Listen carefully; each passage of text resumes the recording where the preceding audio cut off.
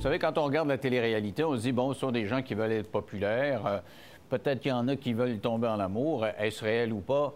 On a chacun notre point de vue là-dessus. Mais il y en a un qui a marqué la télé-réalité québécoise à Occupation Double. Pourtant, il n'a pas été là longtemps. Il était là le temps de se faire éjecter par de belles femmes.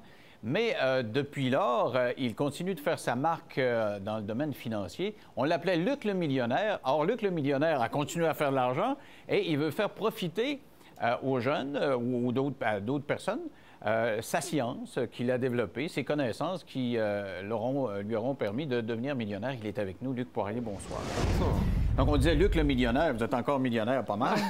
Oui, mais j'avais pas aimé ça, bon, la façon qu'ils m'ont présenté, mais écoutez... Ouais, c'était réducteur un petit peu. Oui, c'était marketing, il faut bien dire, mais c'est correct. Là. Mais n'empêche que vous êtes à la tête d'un projet de développement à l'île Charon qui est contesté, qui est sur la glace de 1,3 milliard de dollars. Vous avez développé un quartier à Saint-Lambert de plusieurs dizaines de millions de dollars. Vous êtes dans la ligue majeure, là. Oui, si on peut appeler ça de même. En fait, moi... J'aime les affaires, donc je roule ma bosse depuis que j'ai 13 ans. Puis, écoutez, ça a grossi de plus en plus, puis ça va continuer dans ce sens-là dans le futur. Comment ça se fait que les femmes, ils vous ont pas choisi? T'as un gars qui a de l'argent, qui est riche, là. Ben, ça paraissait pas. Ça paraît jamais que j'ai de l'argent, premièrement. Ça aurait pu arriver avec un chèque à quelque part. Non, ça marchait pas. Non, je suis pas de même.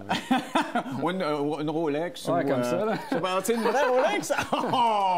Hey, un millionnaire avec une Rolex, c'est le fun? Ça vaut combien, ça? 9 000. La mienne en vaut peut-être 150. Donc, expliquez-moi comment vous avez vécu ça.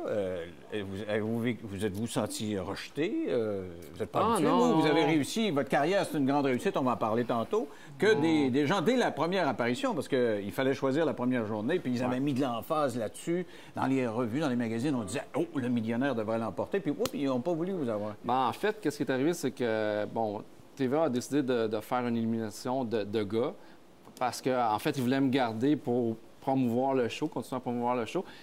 Eux, ils écoutaient les femmes de l'autre côté, puis ils étaient sûrs que j'allais passer la première ronde d'élimination. Mais par contre, durant le 20 fromages, j'ai dit aux femmes que j'avais un garçon à 3 ou 4 demoiselles. Puis, à cause de ça, ils m'ont évincé. Ah, ça, c'est pas gagnant, ça. Non, mais... L'argent, c'est gagnant, mais pas les enfants. Oui, mais c'est la vérité, puis je suis fier de mon garçon, donc... Donc, vous n'êtes pas senti rejeté. Est-ce que vous avez entendu beaucoup parler de ça? Parce que quand on passe à Occupation Double, il y a 2 millions de téléspectateurs. Ouais. Donc, un homme d'affaires qui se doit d'être discret pour brasser ses affaires à côté, là, qui est sous les feux de la rampe, ça s'est passé comment, après coup? Oui, mais écoutez, c'est sûr que la suite était... Écoutez, c'est phénoménal. On ne s'attend jamais au pouvoir de la télé autant que ça. Mais par contre, moi, je suis parti 5 mois en vacances hors du pays. J'ai fait plusieurs continents, plusieurs pays, tout ça, pour me libérer un peu de ça. J'ai l'avantage d'être mon propre patron, donc je peux partir comme ça quand je veux. Donc, je suis parti 5 mois de temps. Quand je suis revenu, bon, toute la poussière a retombé.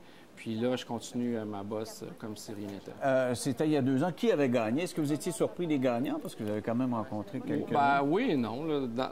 En fait, c'est une série d'événements qui fait qu'un gagnant va gagner plutôt qu'un autre. C'est pas toujours ce qu'on pense, mais non, je suis pas plus surpris. Mais en partant, est-ce que vous aviez tendance à croire à l'amour là-dedans ou c'était juste pour aller...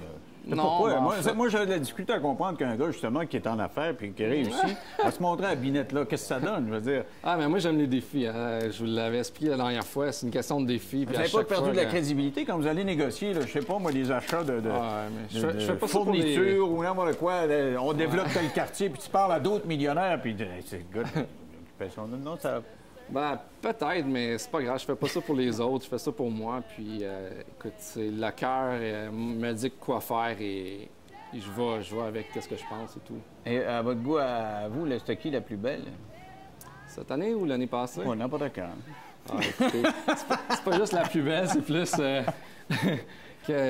c'est un tout, hein? Vous savez, c'est pas juste elle est belle parce que la beauté, après un mois, 2 mois... c'est tranquille. Faut passer à autre chose. Là, mais ça. Vous avez trouvé, finalement, en sortant de là. Ouais, après votre tournée internationale, vous êtes parti pendant 5 mois, vous l'avez trouvé en revanche? Ben, en fait, avant, c'est une femme que je connaissais depuis 2 ans, que, bon, je courais après depuis 2 ans, puis elle avait un copain durant ce temps-là. Puis, quand je suis revenu d'Occupation Double, Je me suis renseigné, elle était célibataire, elle était tombée célibataire, puis j'ai travaillé vraiment fort, mais maintenant, je suis avec. Là. Et c'est quoi les arguments massus? Est-ce que Occupation double, ça nuit ou ça a été bon dans ce... Ni un ni l'autre. En Non? fait, je pense qu'elle m'aimait bien, mais comme elle avait un copain, elle me refusait tout le temps. J'essayais d'aller souper. J'ai envoyé des fleurs à son travail, des poèmes. Écoute, il n'y a rien que j'ai pas fait. Des poèmes en plus? Il n'y a rien que j'ai pas fait. Puis elle me retournait vraiment sec, puis elle voulait rien savoir. Mais dans le fond, je pense qu'elle était intéressée, mais qu'elle était fidèle à son copain. Puis là, présentement, je suis avec. Et puis, mais qu'est-ce qui a fait la différence? Quand on dit qu'il faut être déterminé pour faire de l'argent, je disais ça tantôt avec un technicien, je disais ça prend un tempérament pour devenir millionnaire. Oui, il faut être avoir déterminé. une tête de cochon. Ouais. Vous n'êtes pas laissé décourager. Non, pendant 2 ans, j'ai essayé. Écoutez, j'ai tout Cette fait. année, c'est pour ça que... Peut-être. Non, mais qu'est-ce qui a fait la L'important, différence? c'est le résultat. Ben oui, c'est ça. Mais qu'est-ce qui a fait qu'elle a changé d'avis? Parce qu'ils sont laissés célibataires. Oui, c'est OK. tout simplement ça. Et aussitôt qu'elle s'est retrouvée toute seule, Non. là, les fleurs, ça rentrait. Là. Non, en fait, elle est tombée toute seule au mois de février. Puis elle voulait pas me le dire qu'elle était célibataire. Puis moi, je continuais à l'inviter, puis elle me refusait constamment, pareil, jusqu'à temps que je rentre à Occupation double. La veille de rentrer, elle m'avait accordé une petite marche dans son coin. Là. Oh, mais elle était célibataire. Oui, mais elle me l'avait pas dit. Elle a dit, ça va pas bien, puis tout ça. Puis là, elle a dit, je pourrais te rencontrer, mais ça faisait déjà presque 6 mois qu'elle était célibataire. Oh, mais ça ne devait plus vous le dire d'aller à Occupation double. Là. J'ai failli canceller Ouais, je comprends. J'ai Si vous failli l'aimiez canceller. à ce point-là. Là. Je la connaissais pas assez. OK. Sauf que oui, elle m'intéressait vraiment beaucoup. Là. Et avez-vous eu le même genre de relation qu'à Occupation double? Je veux dire, les premiers mois, ça a été plus naturel qu'à la télévision. C'est pas la même vie. Là. Non, c'est ça. C'est après le voyage que vous êtes... Non, entre les deux, entre Occupation double et le voyage, j'ai commencé à voyager fin janvier. Donc, entre octobre et janvier, on s'est vu presque tout le temps.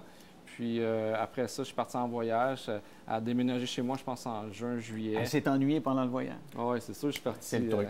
C'est le truc. Oui, c'est Alors, ça. si vous voulez qu'une femme tombe en amour avec vous, les fleurs, puis sacrez votre camp, on venait après, puis ça marche. Ouais. Et j'ai vu une photo avec une petite bédaine, donc elle est tombée enceinte, c'est ça? Oui, écoute, elle a accouché le 13 décembre d'un petit garçon. Ah, c'est tout récent? Oui, absolument. Et vous, c'est votre deuxième? Vous m'aviez dit Ouais. tantôt que vous leur aviez dit à Occupation double, vous en aviez. C'est mon deuxième. Ah bon? Alors, c'est le bonheur complet, d'abord. Oui. On dort pas beaucoup, par contre. Là. Ah, il est encore tout petit? Oui, Il il fait y pas a ses 2 nuits mois encore? et demi. Non, il y a 2 mois et demi. C'est un petit gars? Oui, un petit gars.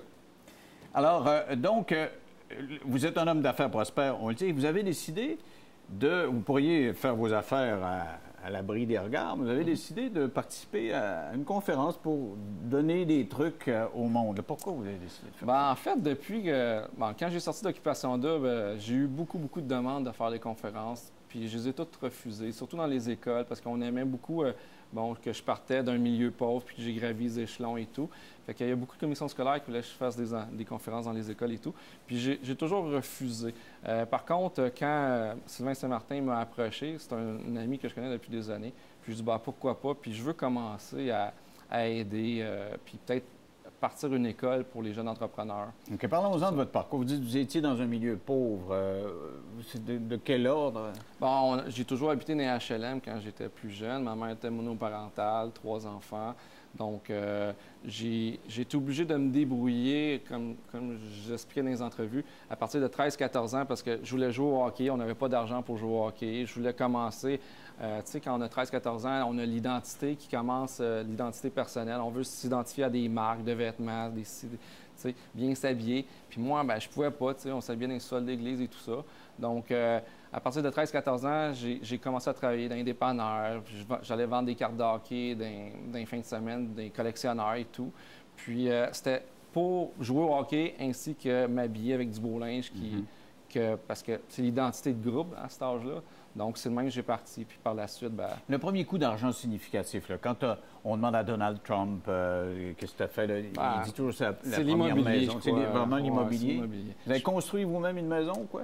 Non, j'ai acheté... j'avais un commerce d'informatique. À 18 ans, je suis parti un commerce d'informatique. À 18 ans? Oui. Vous aviez étudié là-dedans, l'informatique? Non, j'ai étudié en entrepreneurship à Ottawa. Okay. Puis en 2 années, j'ai parti un commerce d'informatique, puis ça a super bien été. Puis j'ai pas continué l'école à cause de ça.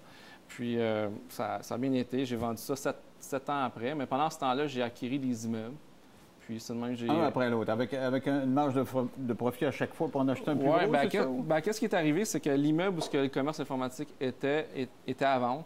Puis, bon, il y a quelqu'un qui voulait l'acheter. Je voulais pas perdre mon spot, autrement dit. Fait que je l'ai acheté à cause de ça. Je connaissais pas l'immobilier. J'avais pas l'intention d'aller dans l'immobilier. Puis, j'ai acheté à cause de ça. Puis là, j'ai acheté l'immeuble à côté, l'immeuble à côté, l'immeuble à côté.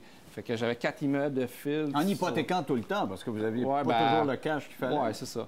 En fait, c'est le premier qui est le plus dur à commencer, mais c'est la loi de l'intérêt sur intérêt et tout ça. Donc, c'est toujours au début que c'est tough. Puis, il faut commencer jeune. Le secret dans la réussite en entreprise, souvent, c'est commencer le plus tôt possible. Puis, par la suite, c'est l'intérêt composé, la magie de l'intérêt composé. Mais quand vous êtes arrivé, je sais pas, à 17, 18, 19 ans, vous allez voir le banquier, là. C'est pas le banquier de Julie, là. C'est un vrai banquier, là. Puis, il va dire que moi, j'aurais besoin, je sais pas, la bâtisse, elle valait combien la première? En fait, à 18 ans, c'est ça qui est arrivé. Pour partir de mon commerce d'informatique, j'ai demandé un prêt. Dans le temps, il y avait les plans Payé, du ministre Payé. Daniel Payé. Oui, puis il donnait 50 000 à ceux qui voulaient partir de leur compagnie, puis c'était garanti par le gouvernement. Donc, les banques étaient bien ouvertes à prêter l'argent, puis j'ai essayé toutes les banques, puis finalement, ça a pris 3 entrevues pour la Banque nationale qui m'a donné mon premier go, puis qui m'a prêté de l'argent. Puis sur 33 000 prêts, on m'a dit que j'étais le premier qui avait remboursé les prêts. Et une fois que vous avez cet édifice-là, vous pouvez après ça emprunter en le mettant en garantie. C'est un effet de levier, exactement. On utilise l'effet de levier pour grossir. Et disons, à partir de quel âge là, vous avez commencé à avoir un certain nombre? Un vrai... 23 à peu près, 24. À 23-24 ans, vous en aviez assez pour dire, j'ai des marges de manœuvre pour développer à grande échelle. Oui, j'aurais pu arrêter de travailler puis juste vivre de ça. Aïe, aïe, à 23 ans, j'ai pas fini l'école, moi. Ça va pas d'aller. OK, on va parler de ça après la pause. Qu'est-ce qu'il a fait après 23 ans et quel truc il peut vous donner dans 3 minutes? À tout de suite.